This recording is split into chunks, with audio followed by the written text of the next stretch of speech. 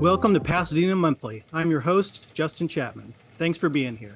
After taking a look at what's been going on in Pasadena this past month, we'll speak with our guest, Dr. Laurie Leshin, Director of the Jet Propulsion Laboratory. But before we get started, let's check out these Pasadena media news briefs. City of Pasadena Parks, Recreation, and Community Services Department and the Pasadena Latino Heritage Committee announces the 2023 parade and festival theme, Alcanzando las Estrellas, Reaching for the Stars. This year's theme recognizes the accomplishments of Latinos who continue to inspire youth to reach for the stars. This year is the 25th anniversary of the parade and festival and will kick off Latino Heritage Month activities on September 16, 2023, and is hosting a kickoff celebration and fundraiser event on Thursday, July 13th from 6 to 8 p.m. at the Carnegie Observatories. The reception will be filled with fun, food, and drinks from El Portal, and the program will include a lively auction and the announcement of the 25th Annual Parade and Festival Grand Marshals. Tickets to the event are $50 each. To purchase tickets, please visit PasadenaLatinoHeritageParade.org.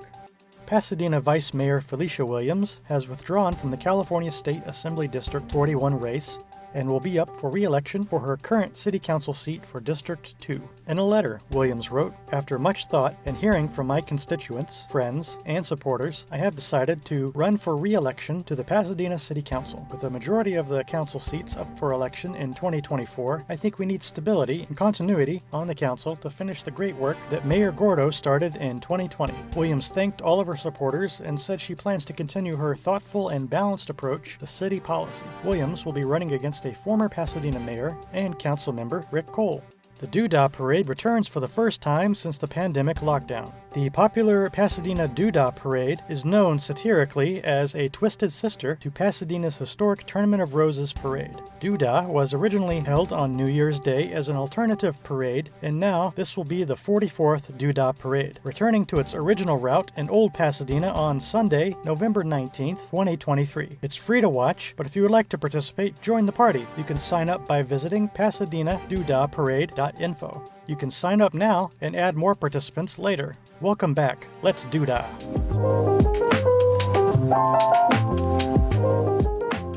One, City Council recently approved a $425,000 contract between the city's new Rental Housing Board and Beehive Consulting to implement Measure H, the voter-approved rent control initiative. Those services will include creating a staffing plan, establishing a rental registry, and responding to the large number of incoming landlord and tenant questions and issues. The city has identified and will proceed with a method for compensating the board members consistent with the city charter in order to speed up enforcement of Measure H. The board issued a statement saying the board has, quote, officially commenced operations. Under the Measure H provisions, new protections and policies include new base rent determination, limited rent increases, and just cause eviction protections. The board encourages landlords to accurately apply the rent rollback to qualified tenants' new base rent, diligently adhere to the allowable annual general adjustment for rent increases, cease all evictions without just cause, and provide accurate notice as stipulated by the charter amendment. Doing so ensures that the rights and protections outlined in the amendment are upheld, fostering a fair and equitable housing environment, end quote. The board also authorized tenants to withhold rent payments if their landlords do not roll back rates to the base rent as required by Measure H, starting September 1st. 2, Pasadena Now reported that the law firm Hahn & Hahn has, quote, entered a dialogue with local groups adversely impacted by a decades-old hate campaign aimed at preventing people of color from buying property in Pasadena, end quote. After African Americans sued to desegregate the city pool in 1939, Herbert Hahn and former Pasadena Mayor Albert Stewart formed the Pasadena Improvement Association, which led the drive for whites-only covenants for home ownership in Pasadena. The firm told Pasadena Now, quote, since learning last year of one of our attorneys' involvement in the Pasadena Improvement Association during the 1930s and 40s, Hahn & Hahn has sought to partner with affected stakeholder groups to find ways to address the damage done by the association's advocacy for racially restrictive housing covenants, end quote. Earlier this year, the Human Relations Commission recommended to the City Council that the portraits and plaques of Hahn and Stewart in City Hall be removed. 3, election update. John Harabedian has withdrawn from the state Senate race and will now run for the Assembly. Vice Mayor Williams has withdrawn from the Assembly race and will now run for re-election to her District 2 City Council seat. There are 3 announced challengers for that seat: former City Commissioner Milena Albert, current City Commissioner Aaron Millam, and former Mayor Rick Cole. In District 3, Brandon Lamar has launched his campaign, putting the choice of Lamar or appointed incumbent Justin Jones before voters for the first time. 4, the San Rafael Neighborhoods Association has called on the Pasadena Unified School District Board of Education to fully fund the renovation and modernization of San Rafael Elementary School with Measure O bond funds. The board is also looking at conducting a survey about whether to put a parcel tax and general obligation bond measure on next year's ballot to raise up to $376 million to cover district operations, salaries, class size reduction, and future facility improvements. The board is also looking at adding a student to the board who would rotate in from PUSD's think tank, a student-led initiative that advocates for student representation on the district board.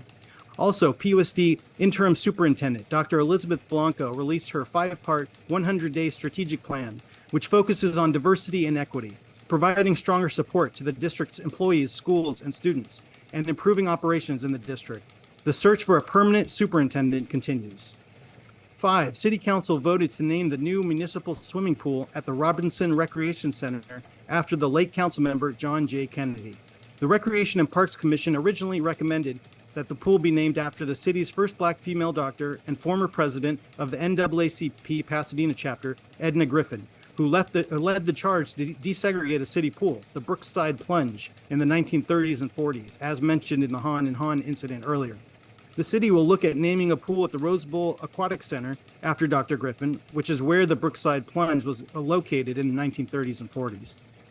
6, Public Works and the design firm selected to create new concepts for the suicide prevention barriers on the Colorado Street Bridge will hold a virtual community meeting at 6 p.m. on August 29th to unveil the new concepts and get the public's feedback.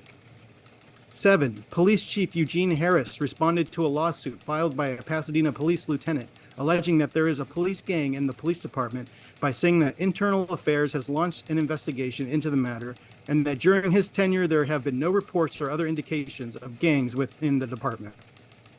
8, the 710 Stub bus tour that was planned as part of the August 16th meeting of the city's Reconnecting Communities 710 Advisory Group was rescheduled after the bus failed to show up at City Hall to pick up waiting residents, staff, and group members. The tour will instead take place at 6 p.m. on August 30th using city buses. 9, Pasadena Water and Power General Manager Sidney Jackson announced that the strong winter storms earlier this year damaged 2 areas of the Arroyo Seco stream. One area is at the intake structure that captures stormwater to be infiltrated at the Arroyo Seco spreading basins for local groundwater augmentation, about a mile north of Devil's Gate Dam. The other is about 1,500 feet further north in the canyon near the city's headwork structure. In March, Water and Power removed the large debris that was plugging and damaging the intake structure and built a temporary dirt access ramp near the damaged area of the Gabrielino Trail. The restoration of the trail is currently underway. And 10, City Council approved a plan to seismically retrofit and repair the Pasadena Central Library, which was closed more than 2 years ago due to earthquake safety concerns. After considering 3 retrofit options presented by the design firm, Council selected the concrete shear wall option. Council is looking at putting a bond measure on next year's ballot to cover the cost of construction, which could be between $175 and $195 million. Construction is tentatively scheduled to begin in fall 2025, with the Central Library reopening in fall 2028.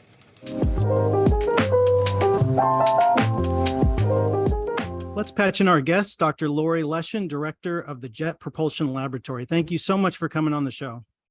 It's great to be with you. Dr. Leshin is the first female director of JPL. She is a distinguished geochemist and space scientist. She was president of Worcester Polytechnic Institute and dean of Rensselaer Polytechnic Institute School of Science. At NASA's Goddard Space Flight Center, she served as director of science, then deputy director for science and technology, leading strategy, planning, and implementation of more than 50 Earth and space flight projects. She served as Deputy Associate Administrator of the Exploration Systems Mission Directorate at NASA headquarters, overseeing future human spaceflight. She also serves as Vice President at Caltech, which manages JPL for NASA, and she's a Bren Professor of Geochemistry and Planetary Science at Caltech. So it's been a little over a year since you took the helm at JPL. So tell us about your experience so far. Oh, it's been a fantastic year. I'm so thrilled to be here. I'm from the West, but I have been living on the East Coast for 17 years. So I'm very happy to be back out West in California, and here working with extraordinary people. We've got 6,500 employees here at JPL, and every one of them are amazing, kind of great combination of super creative and super nerdy, which is just a thrill to be a part of. And we've got an incredible list of missions coming up and activities taking place. We've already had, a couple of big launches since I've been here. We've got a couple more coming up in the next few months. I'd love to talk more about all of them. Mm-hmm. Yeah, let's talk about the Voyager 2 that was in the news recently. Recently lost in space, lost in communication for a couple of weeks, but JPL managed to restore contact recently. So what happened there? And tell us a bit about Voyager 2's mission. Yeah, Voyager. So Voyagers 1 and 2 are both still going. So they were launched 46 years ago this month, and we still talk to them every single day. And they are, they flew by back in the day. They flew by Jupiter and Saturn, and Voyager 2 flew by Uranus and Neptune. Still the only spacecraft ever to visit those two planets. And then they kind of kept on their way. And at this point, they are on the very outer edge of the solar system. They're exiting the solar system and flying into interstellar space, the first human-made objects ever to communicate with us as they are doing that. And so they are the farthest flung things that we talk to. And it takes, when we talk to them, it takes 22 hours for the little signal to get out to Voyager 2. So what happened? Yes. So a few weeks ago, we do occasional commanding of the spacecraft to make sure it's pointing properly at Earth. And there was a human error involved. And so we pointed it just slightly away from Earth, only 2 degrees in the night sky away from Earth. But as far away from us as it is, that was a significant off point. It's like, instead of looking at Earth, it was kind of looking at Jupiter from way out there in the very outer edge of the solar system. But through some very ingenious work on the behalf of the science team and our deep space network team, the big antennas that we use to talk to and listen to all of our deep space spacecraft, they figured out that they could still hear sort of the beating heart of Voyager 2. We could still sense it. It wasn't pointed off so far that we couldn't get it back. And so we heard that, and then we basically turned up the power as high as we could on our biggest antenna in Australia, and we yelled at it and said, come on back, point home, Voyager 2. And it did, it worked. So we're really thrilled about that. I will say though, even if that hadn't worked, Voyager 2, amazingly launched 46 years ago, is quite smart. So in a couple months' time, it would have pointed back at Earth automatically. It knows, like, okay, I haven't heard from you in a while. Let me point back at Earth. A few times a year, it does that. And so we would have probably gotten it back anyway, but boy, we're much happier when we're talking to Voyager 2 and it's sending down science data every day. Wow. And that's the ship that has the golden record. Correct. Story about Earth on it. Yes, absolutely. It's, Carl Sagan really led the charge to create something on Voyager that would share the story of humanity with whoever might come across this spacecraft at some point in the future. I hope they have a record player with them, but it has a lot of other stuff too that will help them figure out kind of where we are and who we are. And it's just so exciting to think about these human-made objects being way out in space and exploring parts of our galaxy that have never, ever been explored. Mm-hmm. And are you still a co-investigator for 2 instruments on NASA's Mars Curiosity rover? And tell us about what's been found so far.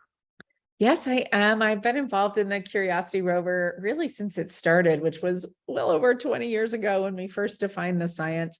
It was the first really big rover we sent to Mars. It landed in 2012. It actually landed on my birthday in 2012, which was best birthday present ever. And I'm involved in 2 of the different sensors on board Curiosity. One that allows us to basically, as we kind of touch a rock with a sensor on the end of the robotic arm to get a quick bulk chemistry measurement, and the other that allows us to take either dirt that we scoop up or tailings from drilling into rocks and heat them up in a little oven and see what sort of things like water or other volatile components or organic molecules might be released from that heating.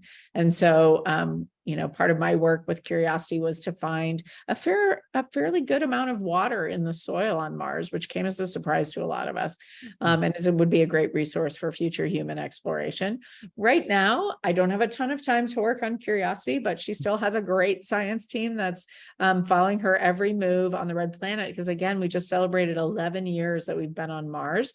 And Curiosity is currently climbing an incredibly beautiful mountain. I think Mars is beautiful. I grew up in Arizona, so I think that landscape really speaks to me. But she's climbing up this gorgeous mountain, and the vistas are just incredible. And people can find every single day when we send down pictures from Curiosity, they go straight to the website. So if you Google, Curiosity raw images, Mars, you will find the pictures from last week and this week.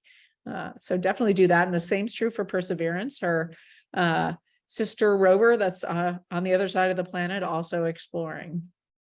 Are we ever going to land a human on Mars? And if so, when would that be? I sure hope so. I mean, I think human exploration of Mars has been a dream and a goal for generations. Ever since, we looked up in the night sky at this red dot, people have dreamed of what might be up there. Obviously, our robotic explorers are doing an excellent job of teaching us so much about Mars. And JPL has been at the helm of essentially all of those missions. And not only has it taught us about the surface and its history, but it's taught us about the atmosphere, which it's really important to understand the atmosphere if you want to land there safely. It's a challenging place to explore. And so we've spent 25 years really doing deep exploration with robots at Mars, and we've got some more of that coming up. But after that, after we send people back to the moon, after we sort of reestablish ourselves in deep space as humanity, I think Mars is going to be a destination that comes along. And I think I hope in my lifetime, I will see people walking on Mars. And what are a couple of the other major projects that JPL is working on? Is there some projects that haven't been announced yet? Well, we've got a ton going on. It's very exciting. We tend to work on we are humans, yes, but we work on robots here. And so we are working on NASA's robotic missions, which are really focused on scientific discovery and exploration. We focus on the Earth, which most people know us for Mars and Jupiter and things like this, but we actually do a ton of missions that study the Earth. So soon you'll be hearing about the early data from a mission called SWOT, which is looking at Earth's water from space. For the first time ever, we'll be mapping not just the water in the oceans, but lakes and rivers, millions of lakes and rivers around the world. Every 21 days, we're going to get a global map of the heights of all the lakes and rivers in the world, up to about plus or minus an inch. And it's just going to be an incredible resource to really understand Earth's fresh water. So that's one example, just one of the many Earth science things that we're doing. We're also tracking greenhouse gases, things like methane, that are really big drivers of greenhouse warming, of global warming. We're tracking those from space, and it's a great way to try to understand where we can make a real near-term difference in warming temperatures. So we're working on those things on Earth. Really exciting mission coming up here. We're going to launch on the launch period. It starts October 5th. I hope we'll launch on October 5th about 10:30 in the morning Eastern time, so about 7:30 in the morning Pasadena time. We'll launch a mission to a metal asteroid. It's called Psyche. The asteroid's actually called Psyche, and the mission's called Psyche because we just want to keep everyone on their toes, I guess. Mm-hmm. And it is the first time ever that we have sent something to explore a metal world. We think it's a very metal-rich asteroid way out in the outer edge of the asteroid belt. So like 3 times further from the Earth than Mars is. So it's pretty far out there. And we'll launch this mission in October, and it will arrive towards the end of this decade and go into orbit around this really quite incredible metal asteroid. The asteroid would stretch from LA to San Diego. It's pretty big. Mm-hmm. And it's just full of tons of interesting metal. And we really don't know very much about metal worlds. So it's going to be kind of true exploration to see what this object is like. So that's kind of our next big launch. And then 1 year from now is a huge launch, a mission called Europa Clipper, which is going to the outer solar system to see the moon of Jupiter called Europa. Europa is an icy moon of Jupiter, but we think it has an ocean of liquid water beneath its icy shell. So it is an ocean world like the Earth is. And the question is it a habitable world? Could it be a place where life could start and survive and thrive? And so we are going to be going into orbit around Jupiter, doing multiple close passes, flying by the moon of Europa and studying it in great detail. I think it's just going to be riveting. It's truly going to be a fascinating thing. So that launches 1 year from October. So we've got a lot going on right now. Yeah, it's really interesting. Let's talk a little bit about JPL's origins. So last year I wrote a long form 5-part series on Jack Parsons and Frank Molina, one of your predecessors as JPL director for Pasadena Now. And for those who don't know, Molina was a Caltech graduate and Parsons was his friend who in 1936 formed a group called the Galset Rocket Research Project, otherwise known as the Suicide Squad, that were among the first to test rockets, and their fuel inventions revolutionized rocketry, and they sold their rockets to the military through Aerojet, their company, and they continued research that helped establish JPL. And actually, August 12th of this year was the 82nd anniversary of their first JATO rocket tests. And of course, however, Parsons was involved in very bizarre occultist groups and, involving sex magic and drugs. And he went on to die in this very mysterious explosion in a mansion on South Orange Grove in 1952. And Molina, of course, came under suspicion from the FBI for alleged involvement in the Communist Party. So he got essentially exiled to France, where he worked for UNESCO and then became an influential kinetic artist. And I always thought it's unfortunate that Molina doesn't get as much attention as Parsons in the popular imagination, considering Molina did more to actually establish JPL. That's true. I'm curious how JPL today views these colorful characters from its early history. Do you keep them at arm's length, or do you embrace them as part of this storied history? Yeah, I think that's a great question. I'm not sure I've been here long enough to have a great answer to it. I've only been here a year. I personally am fascinated by the history of organizations like JPL because it so often takes, again, these incredibly creative, very committed folks and a small group usually changes the world in this way. And in our case, of course, they sort of started on the Caltech campus, and I don't know, I think they kept blowing things up, and so they sort of encouraged them strongly to come up into the Arroyo and take their experiments there, and that is where JPL still sits today. We're 170 acres here now. It's bigger than Disneyland and more fun, I like to say, but back in the day, it was, a small group of mostly initially men, but pretty quickly women as well, who were working on early rocketry, as you said. And so I think we, like all history, we learn from it and we embrace who we are. And again, we look quite different today. But I think we are fascinated by our own history, and there's so many great stories from the history of JPL, not only of the founders, but of what came soon after. I mean, almost immediately upon sort of figuring out how to launch rockets, we got more interested in what goes on top of the rockets, right? Which is where the satellites come in. And we built and launched America's very first satellite. In the space business these days, we talk a lot about new space companies like SpaceX and lots of startups here in LA. And I say we were the OG new space company here at JPL because we literally were the first people in America to launch a satellite right after Sputnik. And we sparked the creation of NASA. I mean, NASA was created within 6 months of that first satellite launch in 1958. And JPL, which has always been a part of Caltech, became also a part of NASA pretty soon after. So there's all kinds of great stories of the history of figuring out how do you fly by other planets. Nobody knew how to do that. Nobody knew how to make trajectories to fly by Venus and Mars. JPL figured that stuff out, and we still are leaders today in deep space navigation. I mean, people have probably heard about the DART mission, which some colleagues of ours on the East Coast built this mission to smash into an asteroid to try to move it. to demonstrate sort of planetary defense in case some asteroid is coming at us. What most people don't know is, while we didn't build that mission, we navigated it, right? Because we're the ones who know how to fly things in deep space. And those things go all the way back to the founders. They go back to the women computers who worked shoulder to shoulder with the men of JPL who were building those early spacecraft missions. The women were the ones who were calculating these trajectories where that was all going. There's all kinds of great human stories in this place that really loves robots. Yeah, absolutely. It's fascinating. JPL, like other institutions, as you mentioned, were very male dominated for decades. How is JPL doing today in terms of diversity?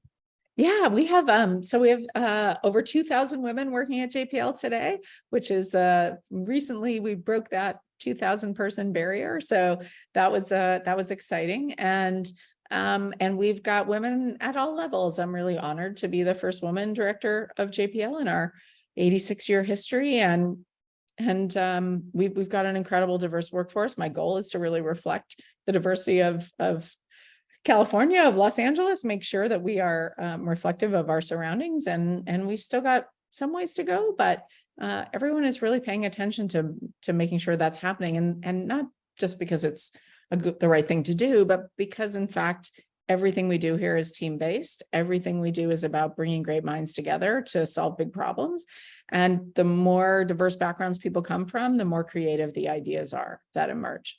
Yeah, and I think some of our founders were a great testament to that, right? They came from very diverse backgrounds and had diverse sets of experiences and thoughts. So, and that helped lead to our early success.